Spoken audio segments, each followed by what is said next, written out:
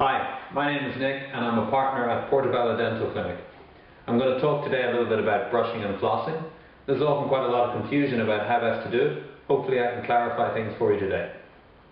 The first thing I would say, my advice to you is get an electric toothbrush. I think they're better than manual toothbrushes. They'll tend to do a better job. So I'll show you first what you need to do when you're brushing your teeth with an electric toothbrush. This is a very popular brand. It's got a little round head, it rotates backwards and forwards. And what you're aiming to do when you're brushing your teeth is you want to get the bristles of the brush right to where the gum meets the tooth. So this kind of margin of the gum on the tooth. So I'm going to show you here. I'm going to switch this on, it makes a little buzzing noise. Switch it off now so it doesn't get in the way. So what you're aiming to do is get the bristles of the brush right down to that area there.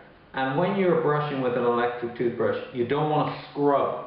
You want to use a slow motion, backwards and forwards, trying to get the head of the brush into those kind of spaces. So it's not a scrub, it's a slow kind of a motion. Remember, you've got the outside of all of the teeth, top and bottom, the inside of all of the teeth, top and bottom. So it takes a few minutes to do this. It probably takes about 3 minutes to brush your teeth, even using an electric toothbrush. So that's the area you want to get. The junction of where the gum meets the tooth. If you're using a manual toothbrush, again, avoid scrubbing action. You want to get the bristles of the brush down to that area again. Bring them down at about a 45-degree angle, like so. Little circular motions like that. All the way around. Same on the inside. Okay, and avoid that scrubbing motion. So that's toothbrush. What about floss? There's a lot of confusion around floss. It's not that easy to use. I prefer to use tape rather than floss. It's easier, it slides in between the teeth a little more easily. It's kind of a flat surface. So take off a length about so much,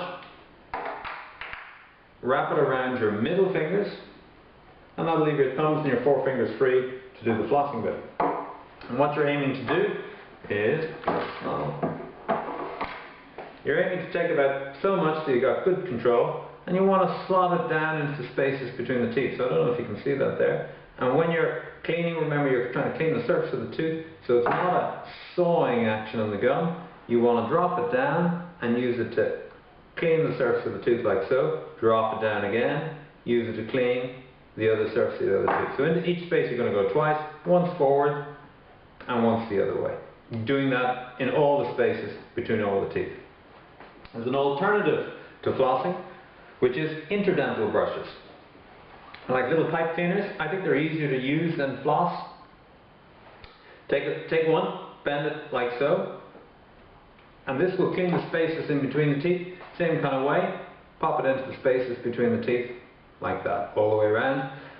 You'll find that the spaces at the front are probably a little tighter than the spaces at the back. You probably need to use a smaller brush. They're color coded, they come in different sizes, so use the smaller ones at the front, bigger ones at the back.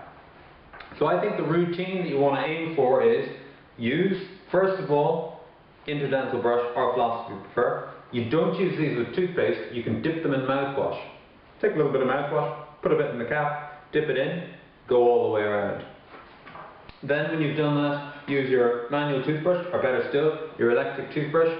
Remember, outside of all the top teeth, inside of all the top teeth, same on the bottom, takes a few minutes. Then the final thing, do a final rinse with mouthwash. Give it a good old splosh around for 10 or 15 seconds. Keep that smile looking good.